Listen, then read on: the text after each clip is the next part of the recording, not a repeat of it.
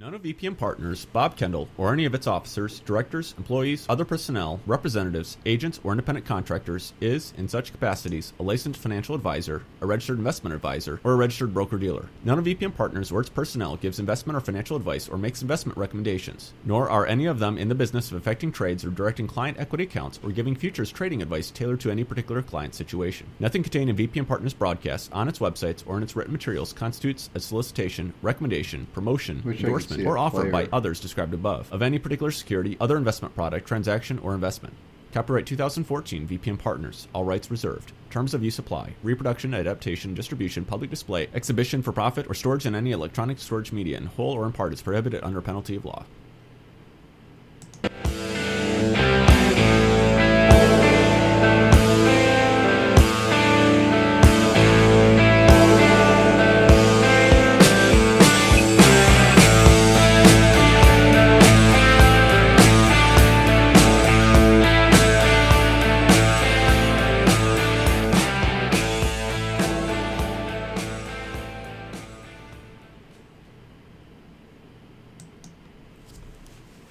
Good morning, everyone.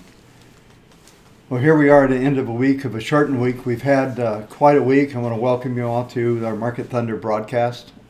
We're hopefully going to get better at this as it goes. Today it's just going to be me on, and we're going to be talking about the general trends that was going on in the market this week, some of the political risk that still is out there, the VPM database. We're going to talk treasuries, dollar, and we're going to do a stock of the day, which will be McDonald's today.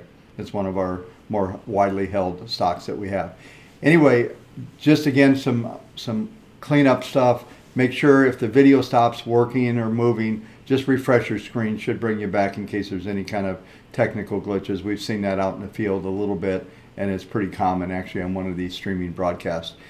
Anyway, let's go ahead and start looking at some of the market action here. And as usual, I'm going to start with the 1 minute chart. We're looking at the chart that is the intraday futures chart. It's a 1 minute graph that we're seeing here. We're trading about 2 handles off of the high right now. Let me go. I want to get more of the chart over here so we can just look at the chart here. The volatility has been pretty quiet so far today. We've seen a little downside, a little bit of upside. It's really been pretty stable for the most part. And we start to look at some of the shorter term cycles, and we'll start to look at this next set of graphs here, which is this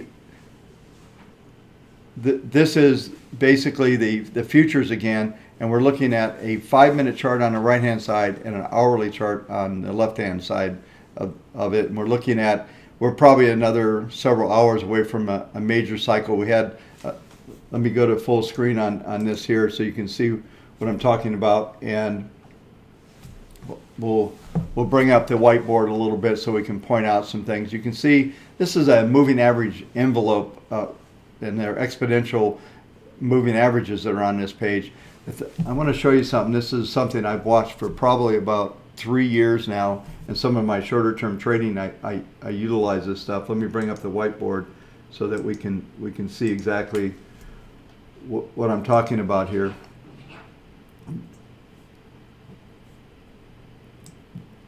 I'm going to draw arrows over these areas where I want to reference, and this is interesting. This is basically a 24-hour chart. This chart never stops trading. The market doesn't close.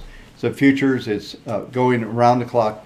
But there seems to be a cycle. It runs about 23 to 21 hours, and the cycle that you see in the bottom, I believe, is a 23 cycle hour right now.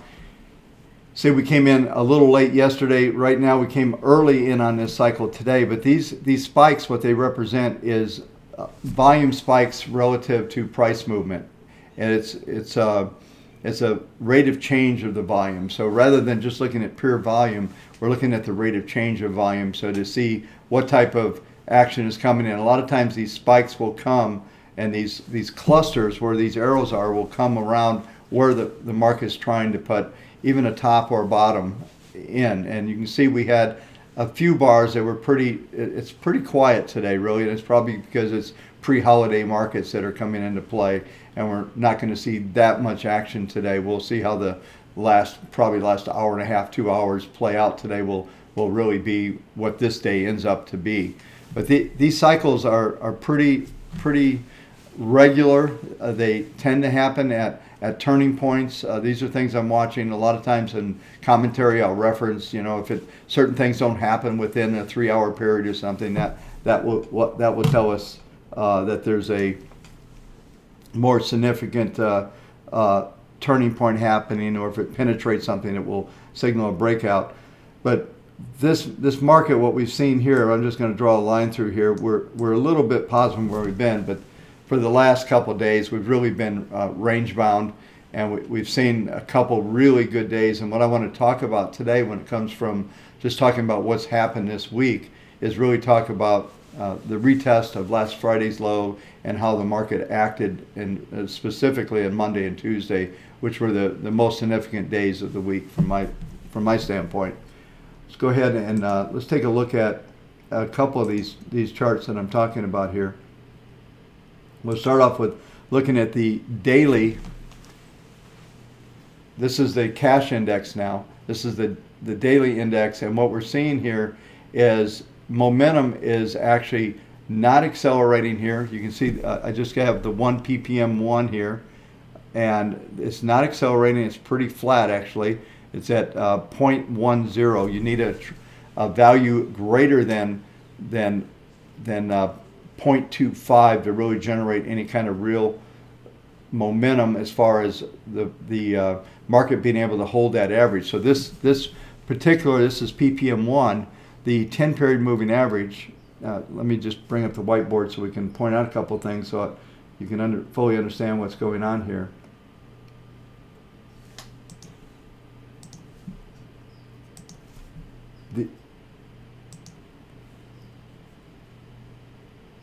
See a couple things here. See, I just put an arrow in here, and it's coming into this range. It looks to me that this 10-period moving average is becoming vulnerable. And what's happening, I'll bring up another graphic that will help us to understand a little bit more. But there's a couple things going on here. These are hard to see. Matter of fact, I'm going to point them out, then I'll blow them up in a minute. You see a lot of little fine lines on this chart. This is what I call the VPM webs, and what they do is they're linear regressions, and we're starting to get something which I refer to as a veil, which tells you that there's major resistance coming. In the commentary last night, I talked about how the market's traded into major resistance. Well, we're there. There's not a lot of possibilities here, and we are looking at the hourly chart right now, and I referenced that we were looking at daily. So let me go up here, and let's go up to one more level here and take a look at what the daily is looking like as well. And the daily we've actually got, and that was on a short-term basis. Now we'll look at the daily, and the daily has a pretty interesting pattern, and I'm going to draw this out because I believe this is what's going on. I know it feels like since the market rebounded sharply off the lows that something big was happening. Really all we saw was a reactionary rebound.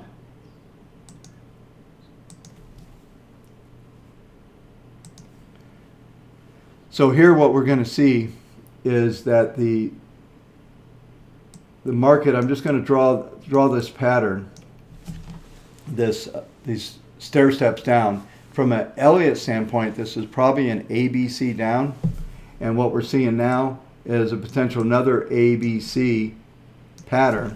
And what we don't know is whether the highs that we put in yesterday, and see, we did make a slightly higher high today at 1865.03, so that's a new high since the rebound started. So it looks to me, based on hourly chart and looking at the daily chart, that we're going to most likely start to fall back. I'm going to take those arrows off. So what it ends up being is this ends up to be there ends up to be a B wave and then a C wave. And what we don't know is that 1814 level that we printed last Friday, whether that level holds or not. based on a number of things, I think there is evidence that there's a good chance for it to retest and to break through. I've talked a lot about this number, 1795. That's a very significant number in the pattern. If that's broken, then we're likely to see a move down pretty substantially from there. And I believe that, and I'm going to talk about what happened on the database on Monday and some of the configuration that's going on there as well. But from the standpoint of this trend, this is what's out. We don't know exactly what's going to happen. I'm going to take a couple bars off here. And this pattern, this last pattern is unfolding.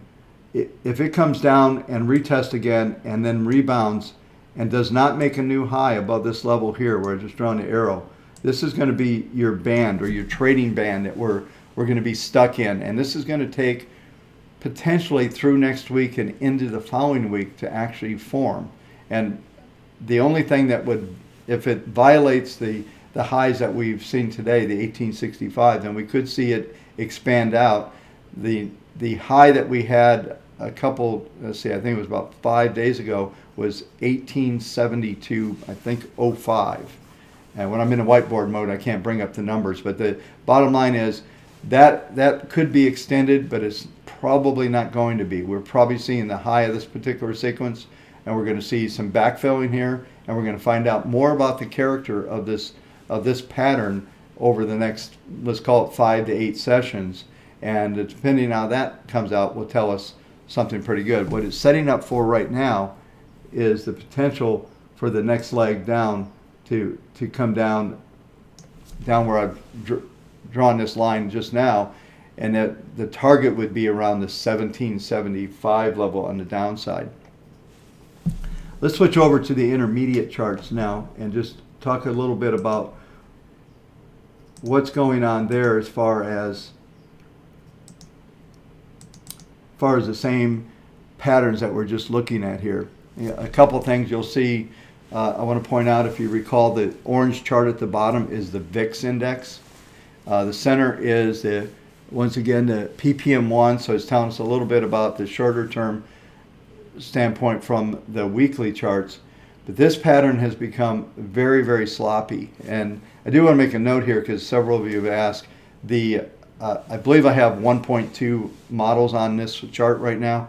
That may not be the optimized in the VPM. I should probably look that up, and maybe Mitch, if you want to look it up for me, I know you're watching, just go ahead and maybe Skype that to me so I can see what that is. I can change the model over. But bottom line is, it's not so much important about what the model is right now, it's the pattern in itself, what's going on here. And what we're seeing is complete sideways movement. Let's go to the whiteboard again.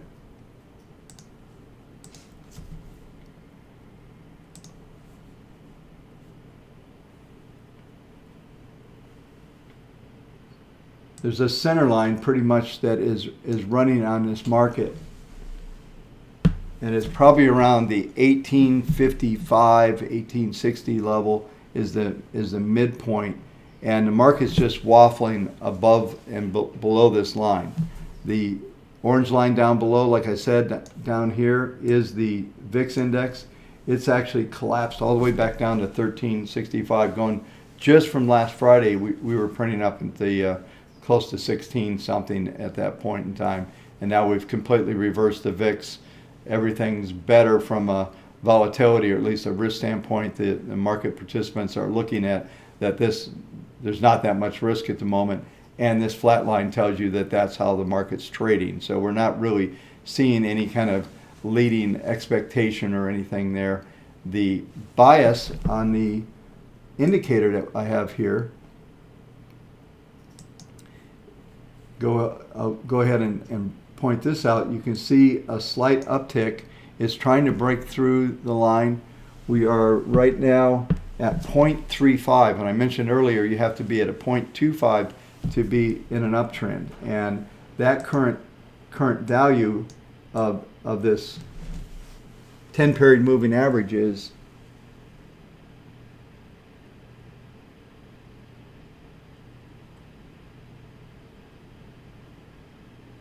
see here, it's 1859 or so. So we're just trading right at it. So we're maintaining that value as it goes through. So from a intermediate trend standpoint, we're really neutral here. We've signaled that there's an intermediate type at this time. There's an intermediate top at this time, and what we're doing now is just seeing a consolidation and trying to figure out what the next major movement in this market is. Right now it's neutral. We're looking at the daily is neutral, and let's go and look at the monthly chart here real quick. Just get a little longer term perspective. I'm going to bring this chart in just a little bit so you can see more of it. And this takes us all the way back in this view, all the way back to 1995, what you're seeing on this chart. And you'll notice something pretty interesting. Once again, I still have the VPM webs up, and there is when the linear regressions become very tight, I've nicknamed this the rope, and I have a saying around the rope: never sell a rope, because it's not going to collapse. It'll trade around it, but it won't go down. You can see we had, bringing up the whiteboard here, you can see we had, there's a period, I'm going to draw the periods where these ropes existed, and this is the longest period I've seen in this type of market.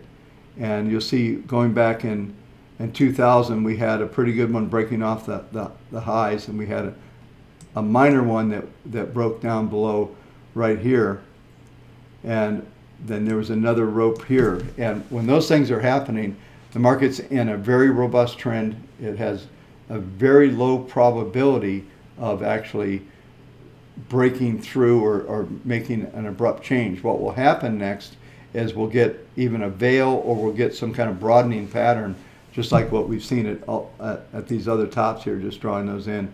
You'll start to get some sort, when there's a switch in the market coming, you'll start to see different elements start to come into this.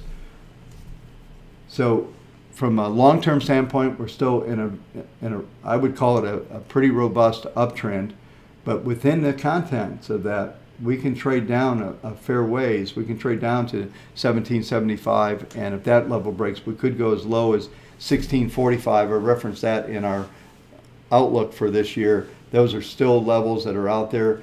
Even though the market's managed to make new historical highs in this first quarter, we still are possible. I guess the possibilities are still there. The probabilities are still there for a decline.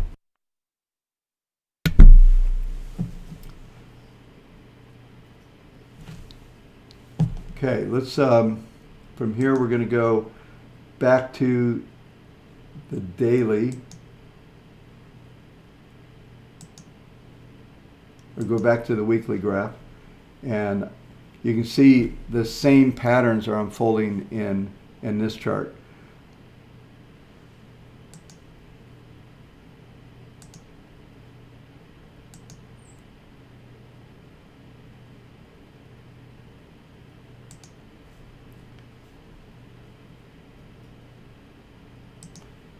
You can find the chart I'm looking for here. I want to go up with the same charts, and I want to do a quick analysis of what's going on with the PPMs here. And this is 60 minutes, so let's go to the daily. So we want to see all three trend levels here. And I think this is important. I'm going to format something here. I can see that is currently on, so I want to take that off real quick. So we can see this pattern that is unfolding here, and once again it's very flat. I can draw a straight line through here. We're right at the pivot point of these levels, and whether it's going to be important. We could see some movement today. I mean, we're looking at a completely flat market. My bet is that maybe there's some squaring of the books, and that would be it. So Mitch has informed me that 1.2 is the right model for Optimize, so we do have the right model on this. So when we're using the 1.2 on the index anyway. So as we look at this pattern, it continues to unfold. Like I said, all three of these indexes from the PPM's viewpoint are completely flat. So flipping a coin at this time is, from a PPM standpoint, from a trend standpoint, is about the best you're going to come up with. But when you start looking at the patterns, I go back to the pattern that I was talking about earlier. We have an ABC down. There's a couple things that can happen here. If we get into some elongated pattern that goes all the way through, let's say we come into May and June, and who knows, maybe we get the summertime blues going, and we've got all the way through the summer, we've just got this sideways pattern. It's really going to come down to, I think, more of the fundamentals that continue to evolve in the economy. You know, we're seeing, I believe, jobless claims today was down to the pre-crisis levels. I think it was around 304,000. So that's pretty typical now. So certainly there's been a normalization in some of the labor market. It really comes down to some more of the retail sales growth and some other things that are going to keep things going. But in the end, those fundamentals are pretty much what the market was telling us was going to happen 6 months ago when we were rallying. So the next movement in the market is going to tell us about what's likely to happen in the economy. You listen, if you turn on the talking heads at all, you'll hear once again almost everybody, because Janet Yellen was somewhat, I guess, continues to be dovish. She continues to be dovish, and everybody is buying into that everything's going to be fine, and the Federal Reserve is going to continue to keep things going to those levels. So what I want to point out is a couple things here as we look through these trends. Is the trends are actually neutral right now, and I'm going to bring in, and we'll bring up VPM in a database here in a few minutes. But really what's happening on a trend basis, and it's why you see some of the movements in the VPM database, we're at 47% bullish right now, and that tells me this is basically a neutral. It's got a slight bias to the upside. When we do the technicals, we confirm that. I like to do something I call reversed fundamentals. So I look at the technical outlook, say here's what it looks like it should be doing. What is there anything out there that could tell me that those things could happen? So if I have a highly positive outlook, then I would look to say, okay, here's what it says. Let's go look at fundamentals, and are they growing to that way? Are they telling us what's going on? And right now we've got just a completely flat neutral outlook. So there's no way to make any short-term predictions from what's going to happen here, because there's just nothing there other than the sideways movement. When you go to the patterns, there's more of a bias on a short-term basis to the downside to see if we can test that 1795 level. If that is broken, then the old numbers I've talked about several times of 1905, 1919, those from a longer-term standpoint are still valid. There's even a 19, basically we'll call it 70, and the number is actually 1969, but those things are still out there, and they're still absolutely valid from a longer term standpoint. On a shorter term basis, we're just not going to see that movement that nothing's going to happen today. So when we start to look at the VPM database and what's going on, well, with it pulling back to 47% this week, I've seen a lot of strategies like maybe Global Equity 4 in our premiers and things of that sort. We pulled back to a 50-50 exposure. So what is the goal of VPM? To adjust the risk in different elements of time. So in this moment of uncertainty, there's no trends.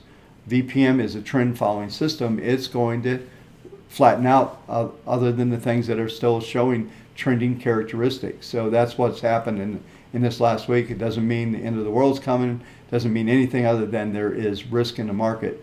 And in fact, if you look at how a lot of the strategies, something like index-based, like a Global Equity 4, how it acted between 2000, let's call it 2011, and before, let's say, third quarter of 2013, what we saw there was VPM had more cash than usual, and it was playing protect. And during that time, there was a lot of volatility. There were trends. The market indices managed to eke out positive years during that period of time, But the example is 2011 had about a 31% decline in the middle from peak to valley, and it ended up 11 started and finished almost exactly at the same point. So what that does is continues to cause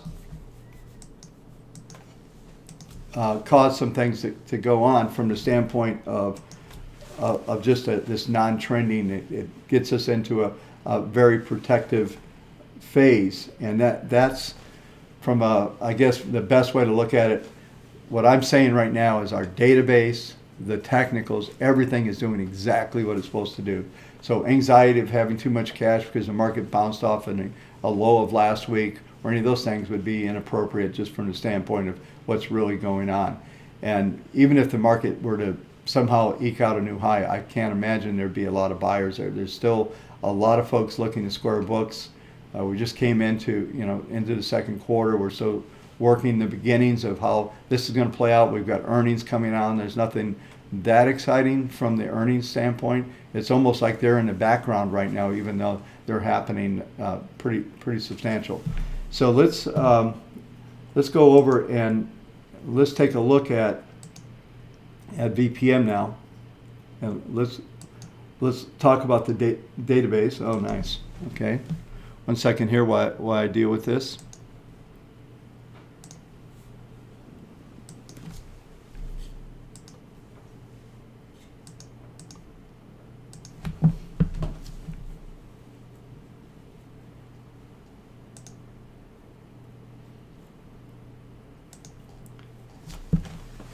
So what we're doing here and looking at the database, and I continue to talk about this thing I call the death pattern, and it continues to unfold just like it has before. And I think this is important to understand from I guess from an intermediate to longer term basis. I still feel that we're putting in a major top here.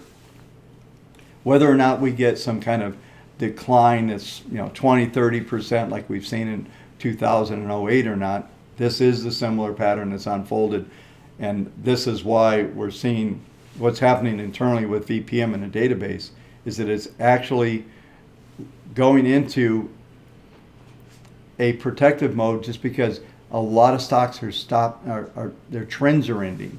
So the philosophy behind my philosophy and what I programmed into the software, it's important to understand is that I feel like I'd rather be in cash than be taking risk when it's uncertain that there's not a trend there. And if that's the case, then like I said, I'd rather be in cash. I'd rather be having a pina colada on the beach than having risk and worrying about it at night. So what the software has done is actually pulled that risk way back. And you can see this downsloping trends over here. And go ahead and bring the whiteboard up. I know I've discussed this. Maybe I think it's important, so I'm going to keep hammering on this thing because it's easy to forget that it's out there. But this is the trend that I'm drawing here on the page, and you're seeing from a standpoint where the peak was way back in 2013. It's interesting that it peaked out before this last run occurred. And now what we've seen is continuing downward highs on the pattern. So you're seeing stair-stepping on the downside. And what it ends up doing is just really showing you that the participation of the number of stocks or number of instruments participating in this rally is getting narrower and narrower. And that ultimately results in a more of a I guess climactic standpoint from the trend. And if you look at the trends, we were talking about how the webs look right now and the monthly, these things are getting very, very elongated. In fact, they're becoming historical. And the nice thing about the markets, they're never the same. There's always a new historical event that's going to happen, and we are witnessing one of those right now.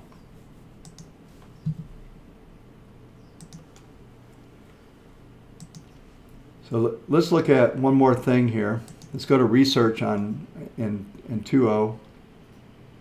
I'm going to go to the All Stats page, and I'm not sure you folks look at this page enough, actually, but let me toggle down a little bit so we can see this. In fact, I think I'm going to make it a touch bigger.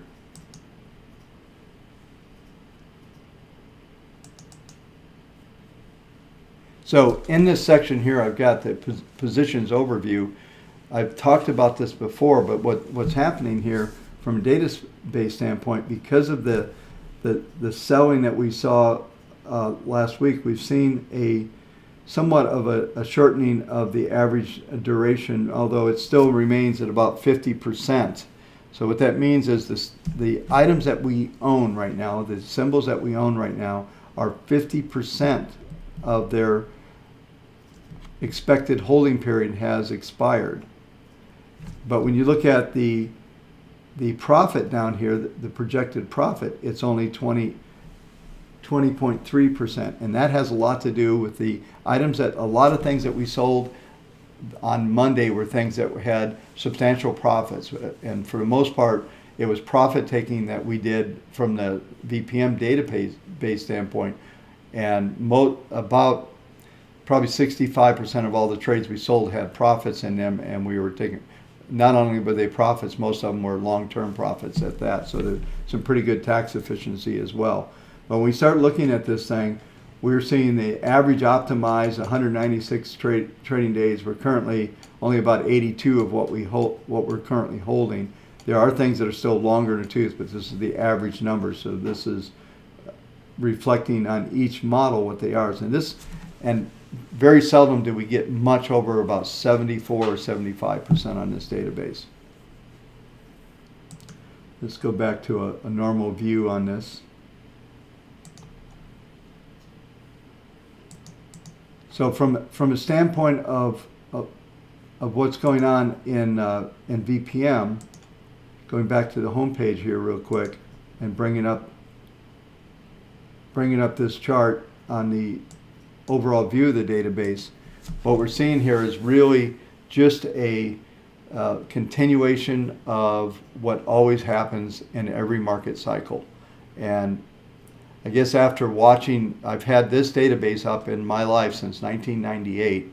So getting a lot of years of watching a database. I was never able to see all of the ideas and things that I have generated over my career and understanding that in such a form like this. And I've spent, like I said, the last 15, 16 years now studying this thing and understanding the movements. And some of the things that we're going to be talking to you folks about next week, we exposed a little bit. If you go on our dashboard, we're working on getting a little better layout for you so that you can go through some of the in-depth, we'll call it the VPM depth charts that we have on sectors, and you can start to see a little better part of the rotation, where the market's moving, what's working, what's changing in the database. So that's going to be, those are things that we've been working on internally that we're finally bringing out to you, and we're gonna be doing some a show on that just to show you exactly how that works.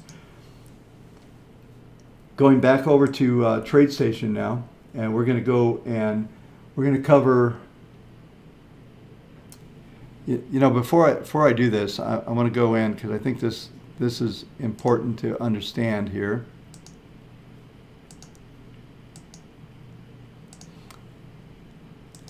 I'll come back live with you here for a few minutes. Let's talk about some of the geopolitical risk that's out there.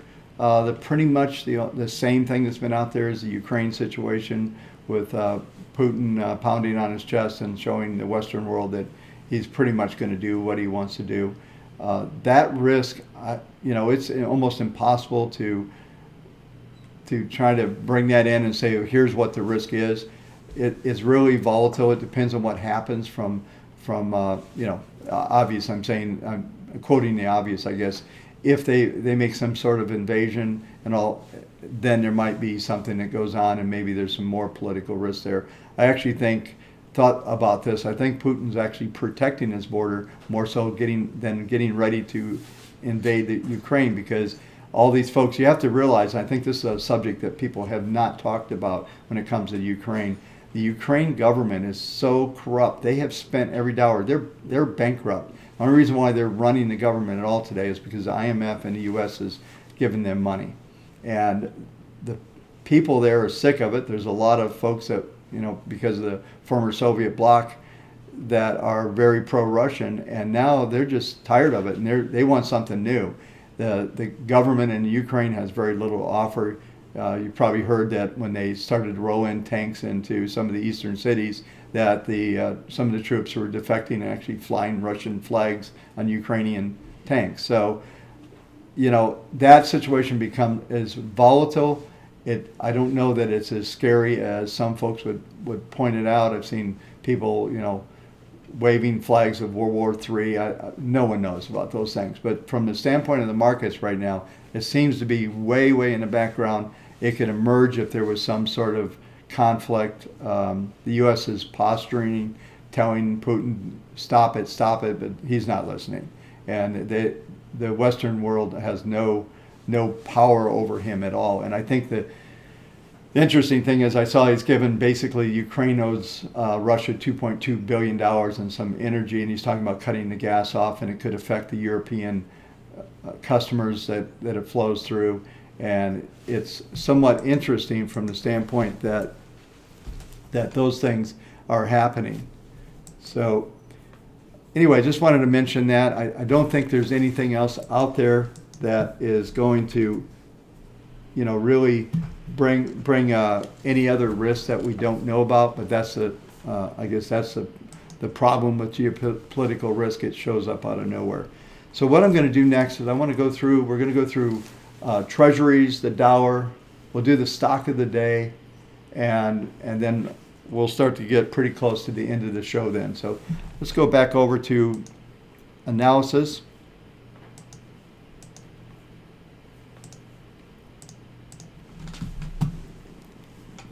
And let's do just that. We've got a couple things here that I think are going to be somewhat reviewing. I continue to point out that in the outlook, first two quarters are looking for rates to decline. That is still happening. Let's go ahead and bring up the 10-year.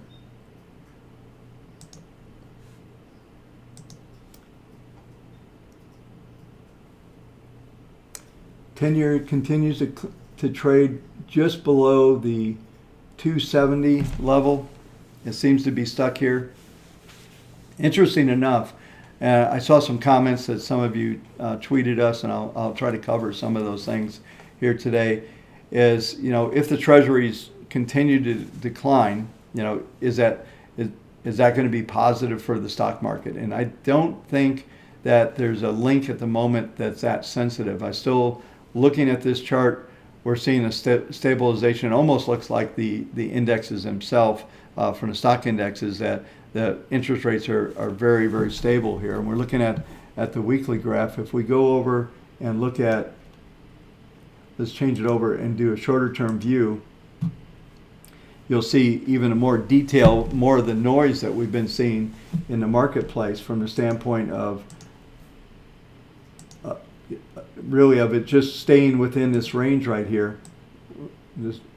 Here's the 270 level. I just drew the line across. We're come back up to it. We're a little bit below it, but we're just waffling. We're locked in a range 285, probably 260 on the downside, and that appears to be, I think, in context with what the Federal Reserve would like to see. It is I guess there's still QE going on as we speak, even though it's gradually cutting back, but it is still out there, and this has stabilized these rates and continue to see rates stabilize here. They are starting to move up on a short-term basis. When we go back to the intermediate charts, we go back to weekly, you're going to see that it's rebounding. All three, this is actually important, and I've talked about this several times. At what point does a trend change or accelerate? And I think this is probably a good topic to talk about here briefly.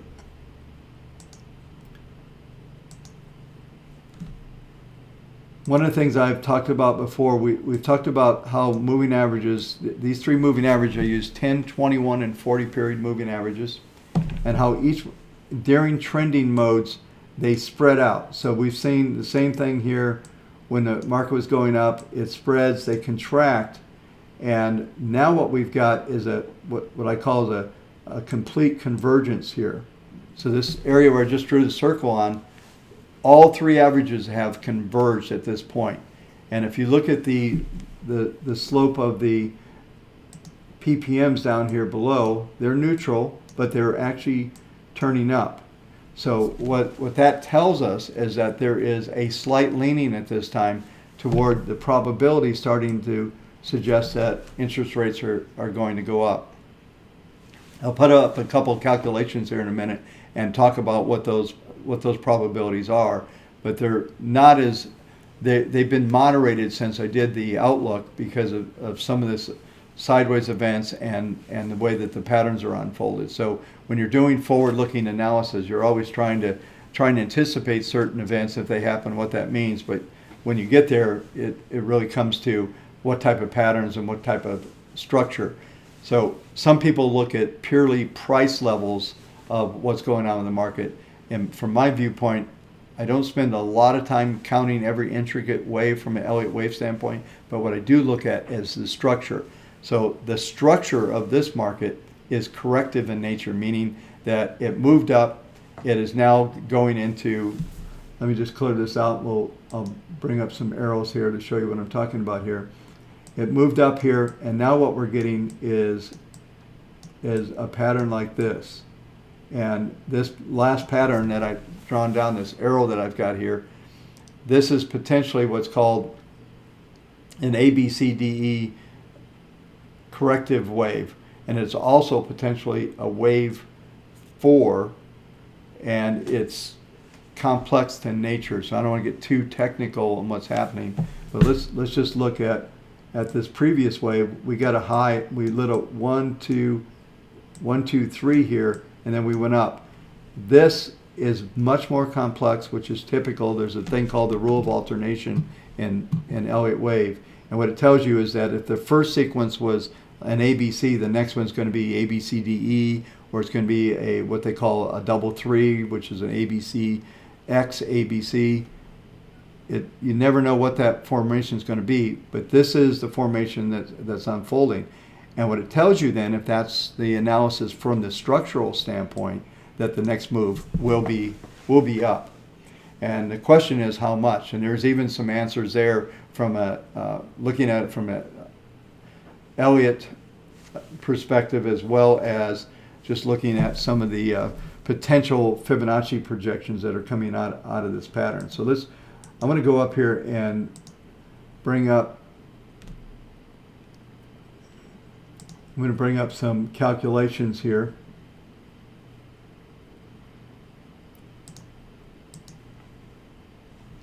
So, and there's two things I'm going to look at here. We're going to look at the very short-term calculations, which right now suggests that the market is, the targets on the upside are 283 to 298. So back to 3% is pretty much a resistance wall on the intermediate. So falls in line with the 285, 260 level that we're talking about. When we go to the next level, though, and we go up to the monthly chart, now we start to see that just in last month, this new calculation came up, and it's still valid right now.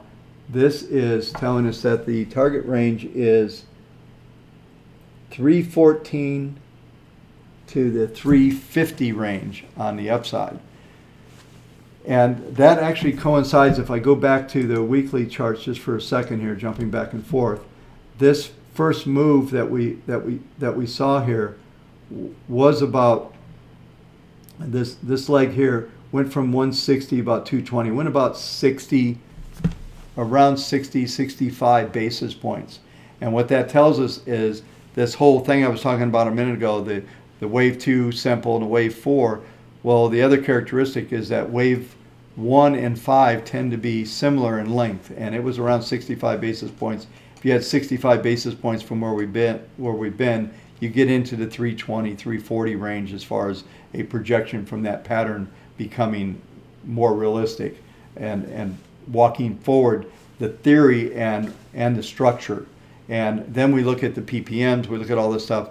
It's pretty easily, I think, to say that we will see higher rates as we go on.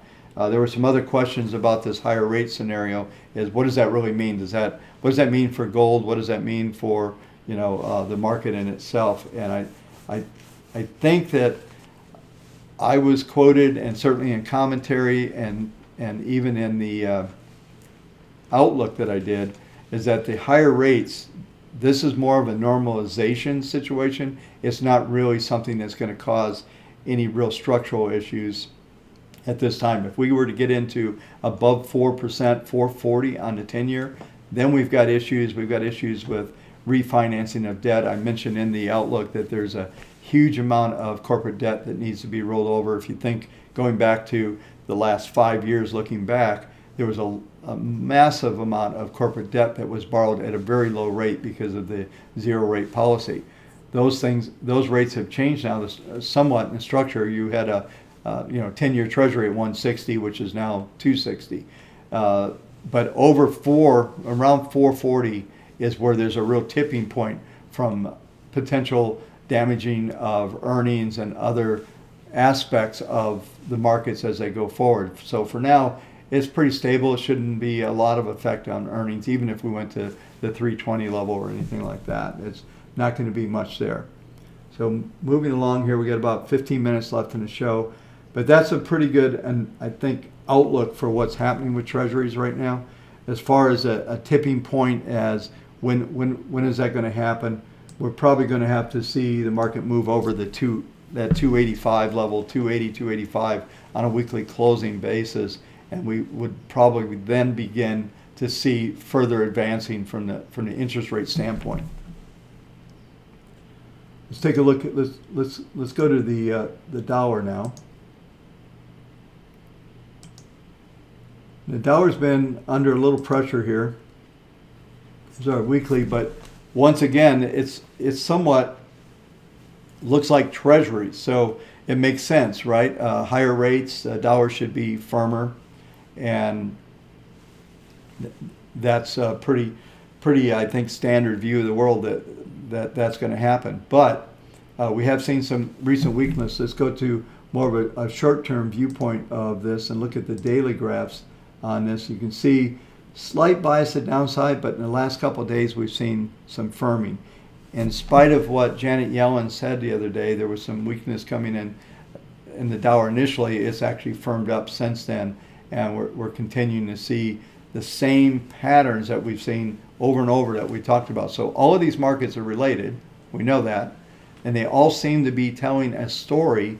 And it looks to me that treasuries would move up. There might be a slight bias to the downside on the market. And that would be pretty, I would think would be a pretty classical view of how things will unfold.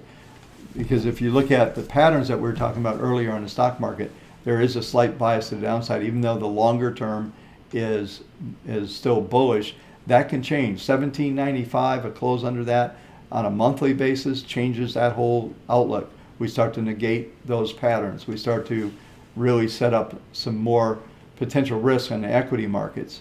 And there will also be a fair amount of risk in the treasury markets. But if you look at what VPM has done from a standpoint of the treasury markets and the interest rates in general, what you're seeing is we've actually added, especially in the muni area, you can see this through looking at the transparency on the fund section in our new VPM viewpoint that we have on the dashboard. You can see there's been an increase, and rightfully so. We've got a decent bid that we've been attracted to and participating in from the treasury from interest rate standpoint. So these lower rates are still continuing on.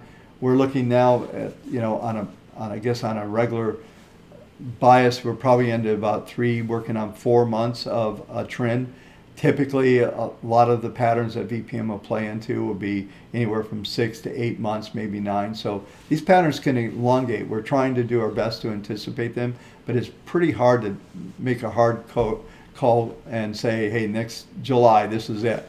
What everything I've done in my life, in my work, is responding to the changes, understanding the structure, and understand that sometimes the markets can actually continue on by just going through their normal ebbs and flows. All of a sudden the patterns unfold and they're bigger. Somebody will go, hey Bob, I thought you were really bearish a little while ago. Well, I was. The patterns changed, and the job is, from the VPM software, from my viewpoint, from an analyst, is to look at the market. I'm analyzing the market. I'm not predicting or trying to tell it where to go.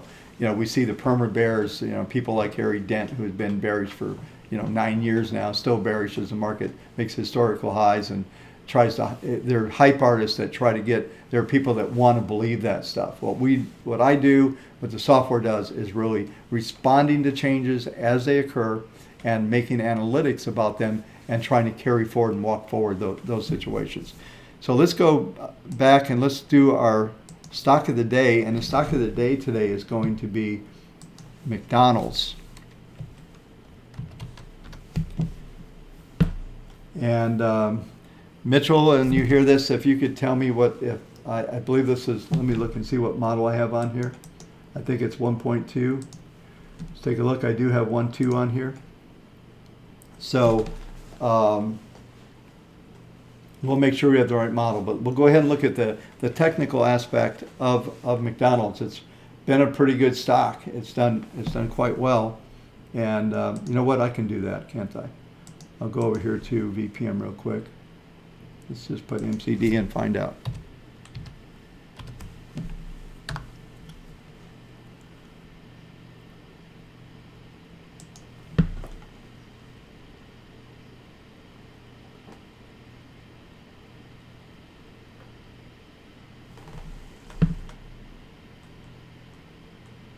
Good news, 1.2. So we'll go back to TradeStation, and this is the right analysis for this particular chart. A couple things I want to point out here, and we're seeing, this is really what I do and how I view the world, and what the software does that I program VPM, and is really making analysis of. This is a classic view here. Let's take a look at and point out a couple of things here that I think will help you understand what I'm talking about here. This was an interesting period here. There was a trade signal right here where we bought and sold in this thing. So we literally bought it right after the breakout into this pattern. Market goes sideways, dips back down, maybe is about unchanged and maybe a little negative, get another surge in the market, and then ultimately it falls back and we sell out of it. And so it's a pretty choppy pattern. So now the market goes sideways, and I'm going to erase this. So right here was our exit point. Market consolidates. It does not go down. There was a potential for it to go down during this period of time. It does not. Market consolidates again. We get another buy signal here, and now we're participating in this trend. As I've talked about many times before, what's happening with the moving averages? They're spreading out. And I will, I'm going to come live. I'm going to tell you a little story that happened years ago when I was on a trading pit. A good friend of mine, we were in different pits, and he would do a signal with like this, with the three fingers spread out. And what that would mean is that, are we in an uptrend? I've talked to him about how these things happen, and if it was a downtrend, he would point it down. He didn't want to trade three. He wanted to know to me, is this a trend? Are we in a downtrend or uptrend? And it all had to do with being able to understand what is going on with the trend. So this is the daily on this, and there's a pretty good trend on the daily. So let's go ahead and take a look at how this plays out on the next level.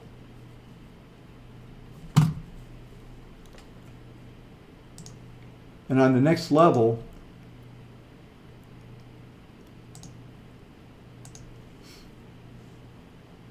you'll see this pattern is even bigger and more sustainable, I think. Although we're hitting a couple things here. I'm going to blow this chart up real quick. Just going to blow up this last section that we're looking at here, so you can see some of the detail. Notice that the price targets here, we've hit the price targets, and they are currently high price target 101. We're currently trading 101.12. So we're trading right at the price targets that were generated out of the pattern. Does not mean that this pattern is over. We also look, and we purchased this thing way back on, see here, purchased it way back in December, so we're continuing to hold this position here.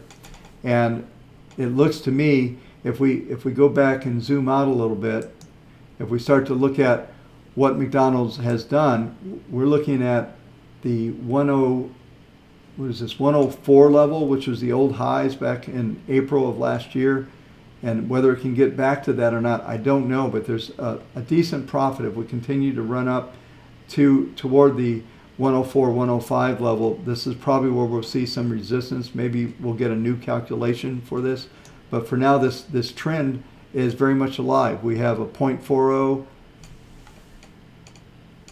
and a 0.11 on the intermediate, but the short-term 0.40 is strong enough to maintain this pattern. And the 10-period moving average right now is 97.09, and it's moving up approximately about 50 cents per week. So every week that goes by, that support line is moving up, and the PPM is telling us that the probabilities of this thing declining below that is pretty low. So this looks pretty good from the standpoint of what's going on. So let's go ahead and take a look at the long-term monthly here. And you can see this, I know this is a little narrow to I'm going to turn something off here real quick, just so I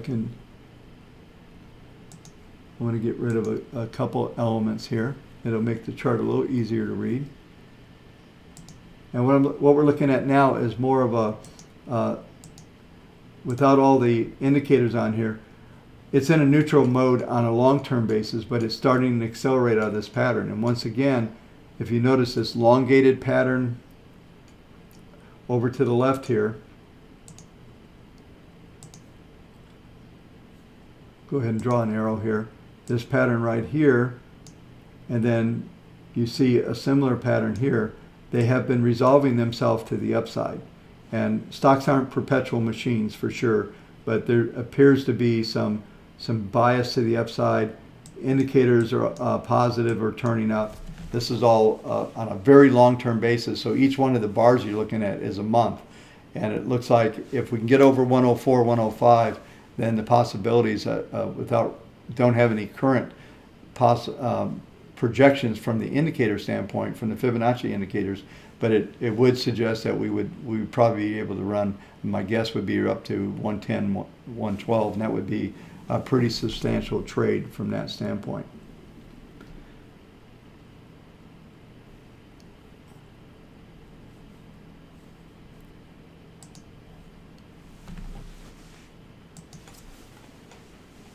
So in the final moments of the week that we have going here, I think we hopefully covered things for you enough that you have a good understanding of what's going on in the markets.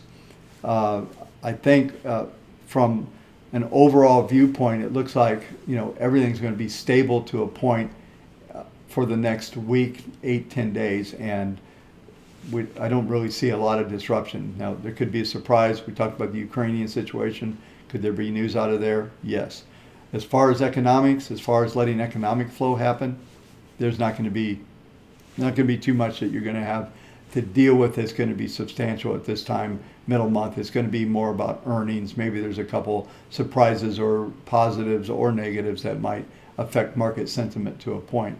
But it looks like we're going to continue to be locked in this range. And as I talked about the other day, it's kind of changed the range. It used to be 1840 to the 1890 level. Now we're really looking at we'll call it 1820 to the 1870 level. So it's changed a little bit. It's stair step down, but it's not so generating any type that's situation that's very, very negative. So once again, I want to thank you for participating in these broadcasts. We're actually starting to get a lot more traction. I'm impressed with what we've been able to do in a short period of time. We're opening up some of our meetings next week, probably toward the end of the week, about, we're going to call it Process Warriors. I've preached about process over attitude and opinion.